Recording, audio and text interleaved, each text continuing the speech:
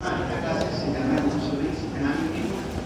Hoy por hoy se sabe que esta importancia que hemos venido dando a lo largo de los años al término sistema límbico y su relación con las emociones no tiene tanto peso. Y a lo largo que veamos las clases entenderemos que las emociones son mucho más que el sistema límbico, tienen que ver con muchas otras estructuras cerebrales, pero históricamente vamos a ver un poco el contexto. Bueno, aquí tienen mi correo, mi index y mi Instagram.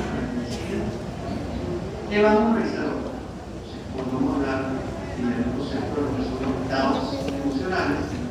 Revisaremos cómo es el proceso, el procesamiento de las emociones y los pasos que se dan para el procesamiento de las emociones. Tenemos una relación entre excitación y rendimiento. Y vamos a hablar mucho importante. El estudio de lectura de las emociones trae muchos personajes que han aportado muchos unidades importantes que al final ha dado como consecuencia lo que conocemos hoy de las emociones. Por eso están fundamentalmente en el todo. Hablaremos del sistema límbico que ya les dije y por qué fue tan importante y se pensó que era central de las emociones, pero voy a hablar un poco si bien forma parte de ese procesamiento humano central. Hablaremos de los circuitos nerviosos de las emociones. Hablaremos un poco para explicar y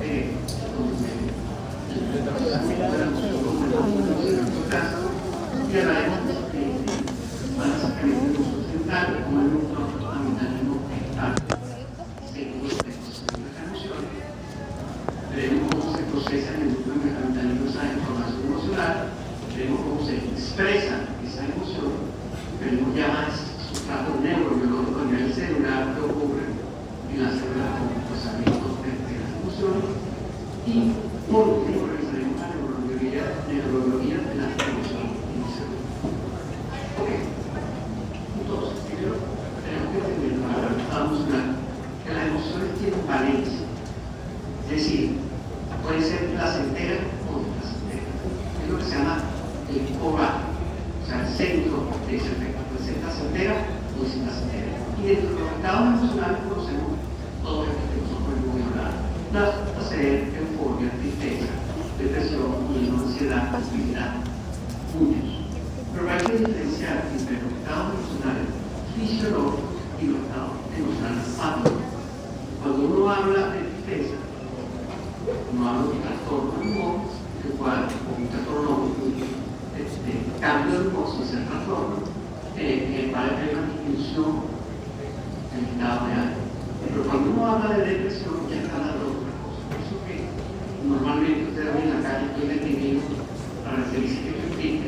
Desde el punto de vista médico no tiene ningún sentido. Nosotros tenemos que empezar a usar bien.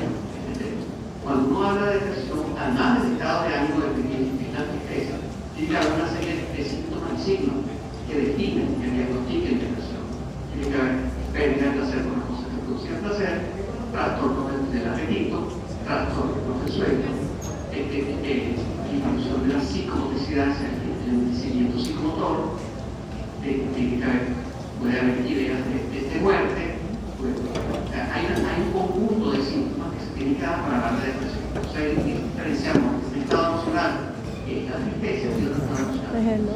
Lo mismo ocurre con el miedo y la ansiedad. Sentir miedo es natural. El estado ansioso lleva un componente más allá que es un criterio, en el cual hay un proceso de miedo, pero un miedo que no se identifica a qué, y eso es lo que existen diferentes componentes en el procesamiento del estado emocional. Una cosa es la parte evaluativa, es decir, uno tiene un estímulo y ese estímulo se relaciona con la historia. No todos los estímulos producen una emoción. El procesamiento de ese estímulo está relacionado con nuestra historia. Por eso se da un estado evaluativo entre el estímulo y el entorno.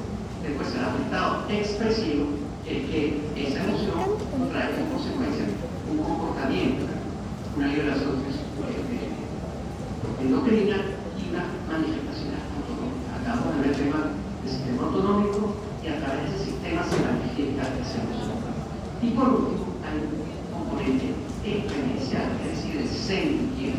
¿Qué es lo que yo siento? Hay un estado evaluativo, una expresiva y un componente experiencial. ¿Cómo se procesan entonces las emociones? Vamos a ver este gráfico donde tenemos que hay un estímulo y ese estímulo paralelamente es procesado a nivel subcortical y a nivel neocortical, es decir, la corteza y el inferior. Eso es el estado evaluativo que vamos a realizar. Eso trae como consecuencia una manifestación a nivel del sistema de control muscular esquelético y autonómico que se manifiesta a través de la periferia. Eso trae como consecuencia una percepción también a nivel neocortical, a nivel perspectiva y subcortical, que va a dar el componente experiencial de la emoción. Bueno, entonces hablemos ahora de esta parte de esa expresión, o sea, el control neural. ¿Dónde se hace el control neural de la emoción? Tenemos el estímulo que es percibido por los sistemas sensoriales, sea el sistema visual, sea el sistema auditivo, sea el sistema somático sensorial. Esa percepción en esta neurona que percibe va a sus dos sistemas de regulación de las emociones y a nivel del tallo y el hipotálamo se van a dar tres vías diferentes, ¿okay? Una vía que tiene que ver con sistema esquelético, que esta vía a través del músculo esquelético, una vía que tiene que ver con el sistema autonómico del músculo liso y músculo cardiaco, con la frecuencia, vasodilatación, y una vía que tiene que ver con la liberación de sustancias endorfinas. Esas tres vías van a traer como consecuencia una respuesta emocional conductual, que podría ser como ejemplo el congelamiento. Algunos animales cuando tienen miedo se congelan, otros animales cuando tienen miedo pelean o huyen. Esa sería la respuesta conductual. Una respuesta autonómica, como por ejemplo aumento de la frecuencia cardíaca, la frecuencia respiratoria, presión arterial, y una respuesta endocrina, que sería el estrés, que es activación del cerebro hipotálamo y cerebro renal con liberación de corticosteroides, que ya hemos visto en el caso anterior. O sea, aquí tendríamos como esos diferentes fases o pasos para el control neural de los respuestas emocionales ante el estímulo externo. Hay una cuestión muy importante en este gráfico que tenemos, el nivel de excitación, el nivel de las hélices y el nivel de rendimiento cognitivo en el HL. Vemos que dependiendo del nivel de excitación de las emociones, el rendimiento cognitivo va aumentando hasta que llega el momento en que el rendimiento cognitivo termina decayendo a pesar del nivel de excitación. O sea, aquí estamos relacionando la respuesta cognitiva, el desempeño cognitivo con el nivel emocional. Con esta relación al comienzo directamente emocional y cuando el nivel emocional es muy alto, en detrimento del expresión cognitiva. Ok, entonces entremos ahora en el tema de la emocional, que es importantísimo, y la historia del tema de la emoción. A finales del siglo XIX, 1800, todo lo que se pensaba, lo que se decía, tanto psicológico como fisiológicamente, es que había una experiencia que traía como consecuencia una expresión. Las conclusiones eran experienciales, después se expresaba esa emoción. Es decir, uno veía un oso, decía, tengo miedo, y después sentía el miedo. ¿Okay? Hasta que llega el que es reconocido como el padre de la psicología aquí en Estados Unidos, James Lange, el señor que está acá, que dice, no es así. Primero viene lo expresivo y después viene la experiencia. Es decir, primero salgo corriendo y después cuando estoy corriendo te doy cuenta, estoy corriendo ¿por qué? Porque que vi un oso, o primero salgo corriendo y después digo, se me está quemando la casa. Él planteaba esta idea. ¿Y por qué la planteaba de esta manera? Algo que suena un poco extraño. Entonces vemos aquí un esquema de cómo la teoría de James Lange. Él decía que teníamos el estímulo emocional. Esa teoría se llama la teoría de retroalimentación periférica. Ese estímulo emocional llegaba a la corteza sensorial, pasaba a la corteza motora y se daba a la corteza corporal. Pero esto era más rápido que cuando esa corteza sensorial captaba a través de la respuesta corporal el sentimiento. Es decir, él planteaba que primero uno corría y después se soltaba. Entonces, luego vimos está muy bajo. Que toda la teoría del estrés que termina en la microfisiología. Y él planteaba que había un componente evaluativo, después se daba un componente experiencial y después se da el principio, se nota, se equivoca. Y para, primero viene el evaluativo, después la experiencial y luego el principio. Como ustedes se dan cuenta, siempre en medicina la evolución de la teoría va en tesis y antítesis. Uno plantea una cosa y el otro dice no, no es esto, no es contrario, y así va creciendo la medicina y en el fondo nos damos cuenta que la gran mayoría de las teorías tienen una parte de esa tesis y una parte de esa antítesis. Entonces, Carl Barr hizo un experimento donde seccionaba el tallo de rata a distintos niveles. Primero en un nivel donde dejaba intacto el hipotálamo y no cambiaba la expresión de las emociones. Después, un nivel donde seguía dejando intacto el hipotálamo, tampoco cambiaba, hasta un tercer nivel donde se daba una manifestación de emociones de manera desorganizada, es lo que se llama la falsa fuga. Y por eso habló y pensó que ahí estaba ubicado el centro de la manifestación de emociones. Tanto esa teoría que estaba así. Entonces, ¿cómo lo planteó él? Que el tálamo y el hipotálamo eran los centros de coordinación de emociones, lo que pensaba Kahneman. ¿Y qué decía él? ¿Cómo era esta planteamiento? Entonces, vamos al tema de Kahneman, la teoría central. Kahneman decía que era una expresión del estímulo emocional. Ese estímulo emocional era percibido por la parte sensorial del tálamo, que nosotros conocemos, y de ahí iba la corteza cerebral. Y paralelamente al hipotálamo, este hipotálamo terminaba llevando la corteza cerebral y de manera periférica hacia la respuesta corporal. Y después se daba la percepción de esa emoción. Esto es lo que nosotros, repito, llamamos la teoría central de Kahneman Barr del procesamiento de la emoción.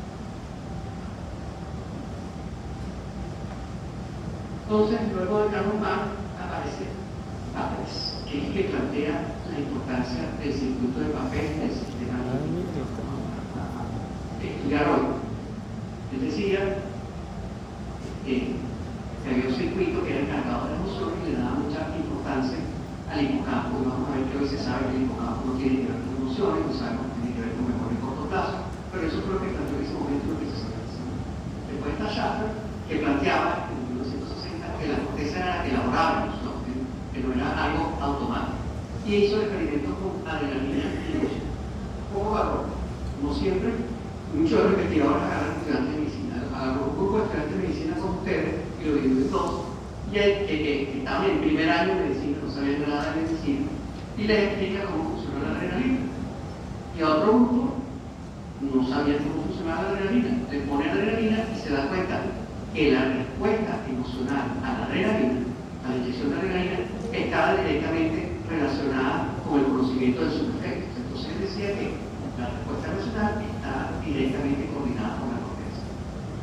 En 1990 Damasio plantea que ya estamos hablando de la época moderna de las emociones, donde se sabe Freud, el primero que plantea que la emoción es la historia que se hace el cerebro para elaborar e interpretar las manifestaciones físicas. O sea, el cerebro es una historia de lo que siente y eso es lo que se denomina emoción. Arnold decía más o menos lo mismo, la emoción es una evaluación inconsciente del potencial dañino, o sea, inconscientemente uno predice que puede ocurrir y eso es lo que es la emoción. Insisto, Arnold, esta parte es muy importante, planteó que la emoción es una evaluación inconsciente del potencial, ya sea dañino y beneficioso, y como consecuencia de eso se dan las emociones. Es decir, el sentimiento es la relación consciente de esa evaluación. O sea, primero uno evalúa inconscientemente y después tiene sentimiento. A finales del siglo XX aparece el señor Ledoux. En algún momento lo llamaron el maestro de las emociones, fue el que descubrió la importancia del núcleo mecanismo. Su trabajo, ya vamos a revisar un trabajo de Ledoux. Él dijo que la emoción es una evaluación inconsciente antes de que se procesara conscientemente. O sea que en el fondo James Lange, cuando decía que primero uno corría y después se daba cuenta que tenía miedo, al entender cómo funciona nuestro sistema de evaluación de las emociones, decimos que sí tenía razón. Entonces, es una evaluación inconsciente antes del procesamiento consciente. Y él habla de dos lugares. Un lugar donde hay una memoria implícita para la evaluación de las emociones y un lugar donde hay una memoria explícita, que es el hipocampo. Entonces, aquí entendemos la diferencia entre la mitad del hipocampo y el procesamiento de las respuestas emocionales. Y por último, quería hablar de una persona muy importante, muy apreciada por mí, que es una persona que más ha trabajado emociones, está en Northwestern University, Lisa Feldman Barrett. Esta señora está acá, que escribió este libro que se lo recomiendo, cómo están hechas las emociones. Lo que plantea ella es que la emoción no existe un sistema como tal que está encargado de procesarnos. O sea, que todos los sistemas están encargados y que la emoción se construye. Y se construye, como decía Damasio, con una predicción. Es decir, uno predice lo que va a pasar y construye la emoción. No hay una emoción cultural, cada cultura tiene emociones distintas. Es interesantísimo la postura de ella porque rompe con todo lo que se sabía hasta ahora de emociones. Ella dice que no tiene sentido hablar de un sistema límbico, que es nuestra clase de hoy, y que el procesamiento lo que es una construcción. Es decir, las emociones no son universales ni ideológicas, o sea, no hay una emoción universal ni ideológica, y que el cerebro es predictivo, no reactivo. ¿Qué significa eso? Que la emoción es la manera como el cerebro predice lo que puede pasar. Yo me pongo contento si predico, si se hace una predicción de que lo que viene es bueno. Yo me pongo asustado si hago una predicción de lo que viene es malo. Para algunas personas hay cosas que asustan, para otras no. Para dar un ejemplo, yo con el hijo más pequeño hago canoa en Mario Rivas y en Florida. Y normalmente cocodrilo y hace canoa normalmente. Y sabe que el cocodrilo no hace nada, no pasa nada. Pero alguien que no tenga ni idea, se va aburrido, ve un cocodrilo y piensa que ya está mal, o sea, predice y se asusta. Como uno conoce qué ocurre con los cocodrilos o los ríos de Florida, uno hace su canoa muy tranquilo. O sea, tiene que ver con la predicción, no con la reacción. Les recomiendo, bueno, a la gran mayoría de los estudiantes acá, a mi alumno, una exigencia que va a hacer nuestro podcast para realizar esta unidad, que revisen y vean este podcast. No sé si ustedes conocen Yuval Noah Harari, es un profesor de Stanford, de neurociencia, de tal manera que estamos viendo, y tiene un podcast que más se oye. Por favor, aquí tienen los que quieran escanear este QR, escaneenlo por favor para que revisen este podcast. Mira, algunos saben que es el podcast de esta unidad que vamos a examinar. Y una vez empiecen a oírlo, les va a cambiar su percepción con respecto a lo que es la emoción. ¿Está escaneado ya todos? Ok. Bueno, entonces, vamos a hablar básicamente. ¿Quién es el primero que plantea el término limbo? Y usa el término del logro por logro. Limbo viene de anillo, y es como un anillo que rodea el centro del cerebro. Pero McLean, en 1950, plantea el término sistema límbico retomando la línea de Roca y diciendo que había todo un sistema que coordinaba el aparecimiento de las emociones después de haber oído la plantación de papel y hacerlo cometer de papel. Entonces, ahí hablamos del sistema. Vamos a analizar ahora desde el punto de vista anatómico qué es el sistema. Entonces, aquí tenemos la cara medial del encéfalo, una vista medial, un hemisferio derecho, como tenemos acá, y tenemos un lóbulo límbico, una neocorteza y una zona que forman el sistema. El lóbulo límbico está constituido por la circunvolución del cuerpo calloso que tenemos acá, la circunvolución parahipocámpica que estamos abajo y la formación hipocámpica. ¿Te reíste? No, después, la neocorteza, que forma parte del sistema límbico, está la corteza frontopolar medial, la orbitofrontal un poco más abajo, la perilinal y el cíngulo. Las estructuras importantes y profundas tenemos el hipotálamo, la amígdala, la subígdala que está ahí, que es importante el hipocampo, que sabemos que tiene que ver con el procesamiento de memoria a corto plazo, el núcleo cumbre que lo vemos acá, lo vimos cuando vimos cambio basal y los núcleos talámicos. ¿Cómo están conectadas todas estas estructuras? En este tema vamos a ver que tenemos acá el cíngulo que conecta las estructuras frontales con el hipocampo. Después tenemos el fórnix y la arteria terminal que conecta el hipocampo con los cuerpos mamilares. Y tenemos acá el mamilotalámico que conecta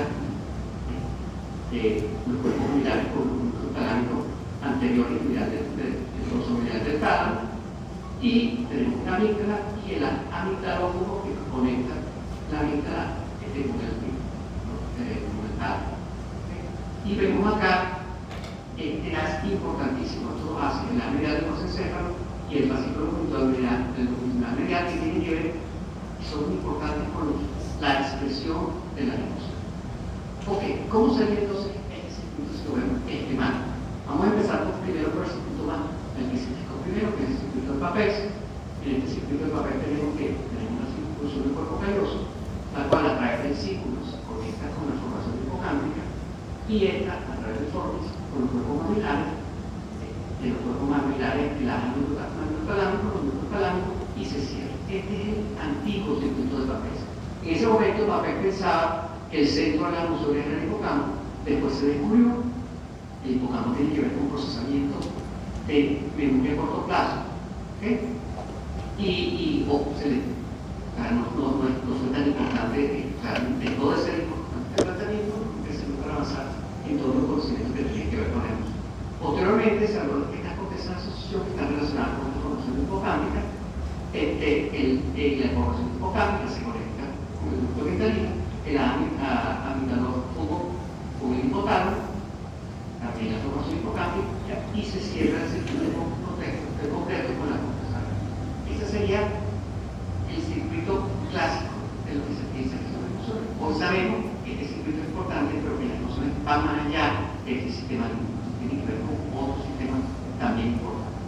Ok, para entender los descubrimientos que se han hecho en emociones, vamos a repasar el concepto de condicionamiento clásico que yo creo que ustedes ya han visto en fisiología. Tenemos que hay un estímulo no condicionado y un estímulo condicionado.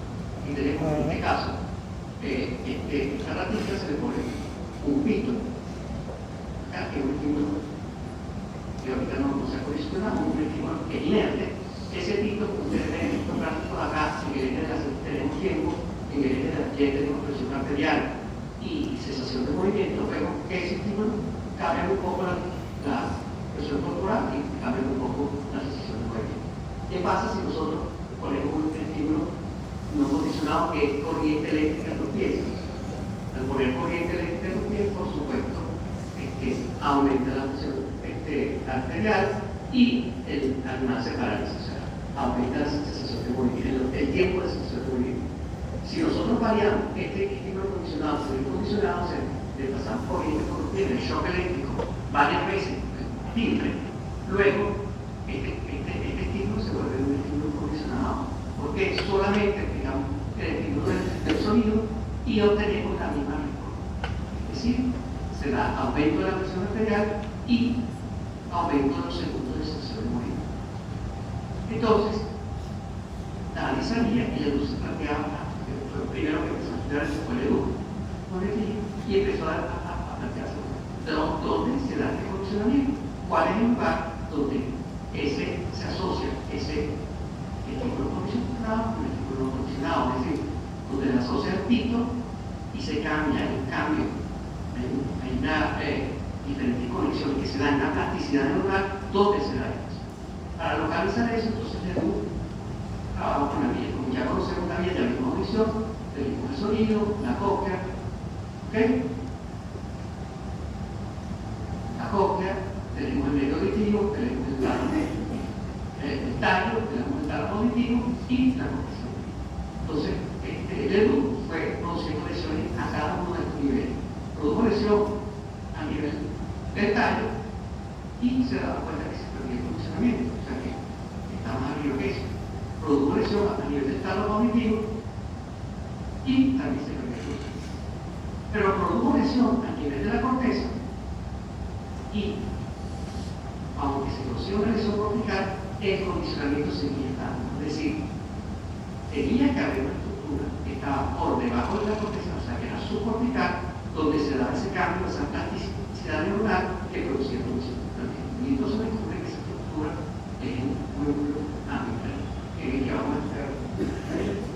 ¿Cómo funcionaba este núcleo amigdalino? Vamos a ver también por acá. Tenemos una copia, tenemos que hay una vía delimitada y extralimitada, que al tálamo auditivo, el cuerpo articulado medial del tálamo auditivo, y de ahí sube a la corteza auditiva primaria, después a la corteza sensitiva auditiva y la corteza de la función motora. Todo eso para percibir la audición. Pero hay otra vía que es la de que se descubrió a nivel del núcleo vitalino, del cuerpo articulado medial, pasa una conexión a los núcleos vasolaterales del núcleo vitalino y de ahí de esos núcleos vasolaterales se da la manifestación conductual autonómica y endocrina que les comenté la vez pasada, pero también un efecto de retroalimentación por el núcleo facial que a través de excitación y plasticidad, y eso que nosotros tenemos como la manifestación del sentimiento. ¿Okay? Entonces, este núcleo vitalino tiene distintas subnúcleos, una parte lateral, una parte basal, un núcleo accesorio y un núcleo central. Y estos están conectados con el núcleo lateral con el hipocampo del tálamo y de la corteza. Y el núcleo central es el que vamos a ver más adelante, que manifiesta, es el que nos ayuda, el que conecta con la manifestación de emoción. Como les dije, repetimos entonces, tenemos el sonido, el condicionamiento, el estímulo condicionado es el que va al tálamo sensorial, y el estímulo condicionado está lo positivo, la corteza somatosensorial, y a la amígdala. Una vez que está en el amígdala, se da la manifestación a través del núcleo central, como les dije, de la porción periférica, a través de la parte conductual, que es inmovilidad, la parte autonómica y la parte del sistema endocrino con la liberación de cortisol. O sea, vemos integrado toda esa manifestación del núcleo vitalino. Si nosotros analizamos una serie de distintas funciones y estimulamos distintas funciones de este núcleo vitalino en el núcleo lateral anterior y lateral posterior, vemos que esta neurona, a la latencia de respuesta, aumenta más que la que se aumenta al comienzo en la neurona que está en la corteza auditiva. O sea que este procesamiento se da primero que el que se da en la corteza auditiva. Cuando vemos qué ocurre en estas neuronas antes del condicionamiento y luego el condicionamiento, vemos que existe un aumento de frecuencia de disparo de esta neurona debido a esa nueva conexión porque se dio por el condicionamiento. ¿Qué trae esto como consecuencia?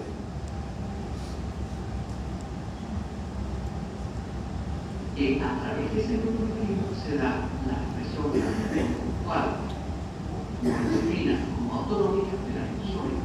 ¿Cómo son estas expresiones? Tenemos esta ratita con el núcleo que se dio el posicionamiento y tenemos el núcleo central del núcleo vitalino. Entonces, ¿cuál es el objetivo autonómico de cada una de estas expresiones? ¿Cuál es el efecto de esa estimulación del núcleo vitalino? ¿Y cuál es la prueba conductual o signo de miedo o ansiedad que se da? Entonces tenemos que cuando el núcleo central del núcleo vitalino se conecta con el hipotálamo lateral, produce una activación simpática, esa activación simpática produce taquicardia, respuesta galáctica aumentada, palidez, dilatación de la pupila, todas esas manifestaciones de miedo a través del hipotálamo lateral. Cuando se conecta con el núcleo motor del vago y el núcleo mismo, se produce una activación parasimpática donde se da úlcera, defecación, fricción, bradicardia. ¿Okay? Por eso uno dice que la persona está chorreada por la azotada, tiene que ver con el núcleo dorsal del vago y el núcleo mismo de esa activación parasimpática. Después, con el núcleo parabraquial, hay un aumento de la frecuencia respiratoria y se da cadena. Cuando uno está asustado, siente esa necesidad de respirar y esa dificultad respiratoria. A través de la representante integral de nuestro cerebro y de el núcleo tegmental lateral dorsal, se da esa activación dopaminérgica que produce aumento de la vigilla. Uno cuando está asustado está pendiente y responde mucho más rápido. Hay una excitación conductual. A través del núcleo reticular continuo caudal hay un aumento de los reflejos. A través de la sustancia central y se produce, es cuando algunos animales, algunas personas, se produce un cese, una paralización, inmovilidad con los que tienen miedo. A través del núcleo trigémino se da la expresión facial de miedo, la expresión facial de miedo, y del núcleo paraarticular se da la liberación de la CTH con la liberación de corticosterones y ese hipotálamo pituitario adrenal, que es la respuesta. Así vemos entonces en el esquema cómo a través músculo central uterino se da la manifestación tanto conductual, endocrina y autonómica de esta emoción que vive. Entonces, resumiendo, vemos que ustedes saben, conocen ese libro llanero que dice que al que lo pilla culebra te tiene miedo a bejuco. Eso tiene que ver con el conducto mecanismo. O sea, es una respuesta conductual. Si tú una vez vi una culebra, un problema con una culebra, cualquier cosa que se parezca a culebra va a hacer una respuesta inconsciente conductual, de memoria implícita. ¿Cómo se da esa respuesta de memoria implícita? A través de la visión, ustedes ven, va a este núcleo mecanismo, y este núcleo mecanismo va a tener una respuesta de vida, de aumento de frecuencia cardíaca, toda esta respuesta autonómica endocrina, antes de que él tenga conciencia de que tenga miedo. Y eso en ese humano puede ser registrado a nivel del núcleo mecanismo en la resonancia magnética funcional del núcleo mecanismo derecho. ¿Okay? Ahora les voy a pedir que todos estén muy atentos de la siguiente. Paren los celulares, que no todo el mundo viendo celular. Paren todos los celulares, por favor. Vean la pantalla. ¿Todos están viendo la pantalla? La primera alumna de la segunda fila está viendo el celular en la pantalla. Quiero que presten atención a la clase. Si estás en la clase, la clase, por favor. Presten atención a la pantalla. Quiero que hagan conciencia de lo que van sintiendo. De lo que van sintiendo a medida que van viendo esta imagen. ¿Okay? Me siento bien mal. Voy con la primera y me quedo callado.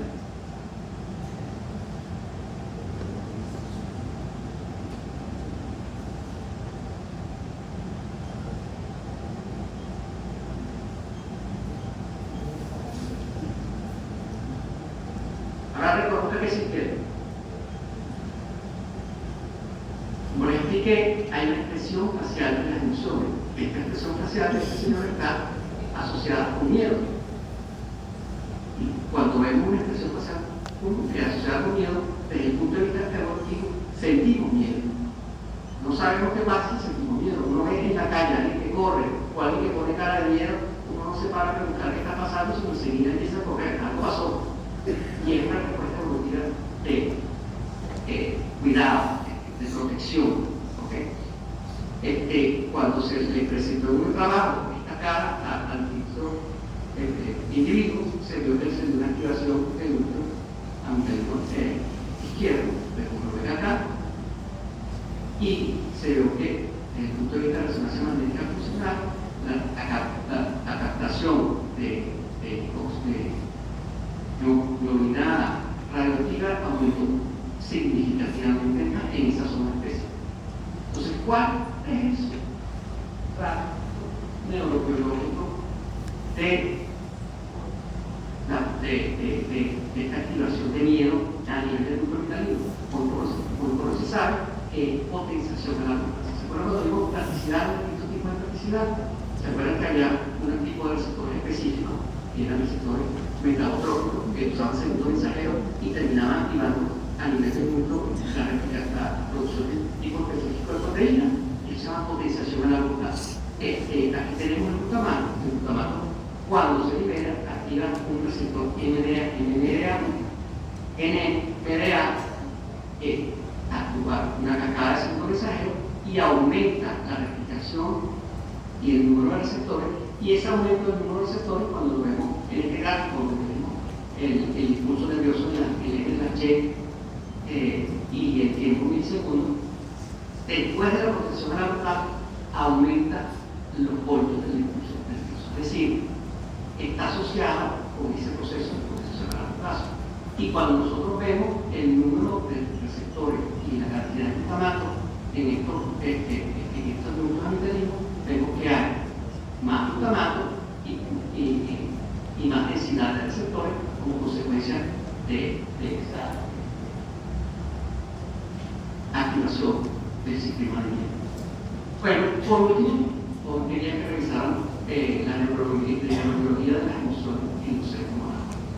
Que como seres evolucionados, tenemos emociones que están más relacionadas con lo social, distintas a las animales. Y vemos que estas emociones no se dan cuando se hicieron estudios de qué sistemas se activaban.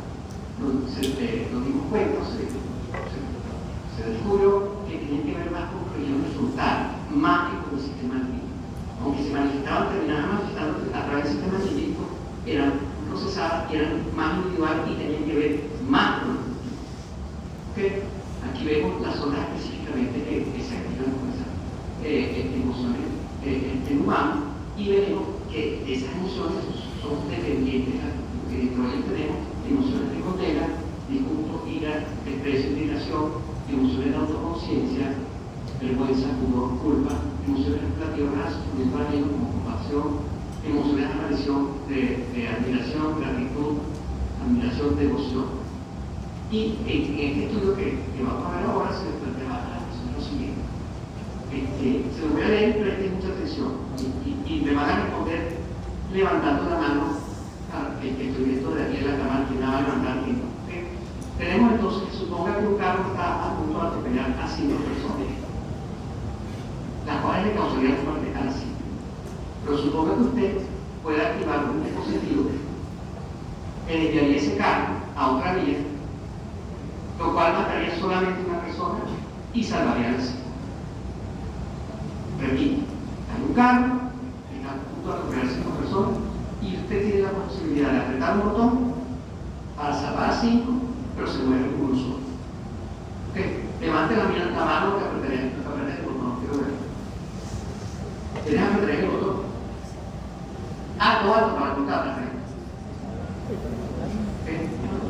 Aclarame que hay poco que no te Si matarías.